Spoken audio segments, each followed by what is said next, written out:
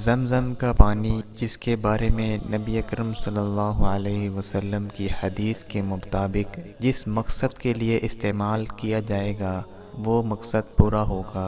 और ये कुआं 4000 साल पुराना कुआं है, जो कि ना सूखा है ना ही अभी तक इसके पानी का जायका बदला है। 8000 लीटर एक सेकंड में मोटर पानी खींचती है, और वो भी 24 घंटे पानी निकलता है इस कुएं से, और 8000 लीटर एक सेकंड में पानी बाहर आता है।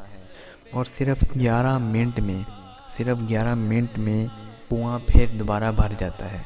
आबे ज़मज़म का कुआं तकरीबन 30 मीटर यानी 100 फुट के करीब गहराई है इस कुएं की। ज़मज़म के पानी में सोडियम 133 mg पर लीटर, कैल्शियम 96 mg पर लीटर, मैग्नीशियम 38 mg पर लीटर, पोटाशियम 43.3 mg पर litre, chloride 163, fluoride 0.72, nitrate 124, sulphate 124।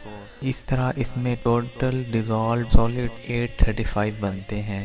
और आबे ज़मज़म के पानी की पीएच जो रिकॉर्ड की गई है वो 7.5 से 7.7 है, जो कि इंतहाई फ़ायदेमंद है और एक आइडियल पीएच मानी जाती है। और आबे ज़मज़म की पीएच 7.5 से 7.7 के दरमियान मौजूद है, जो कि एक आइडियल पीएच मानी जाती है।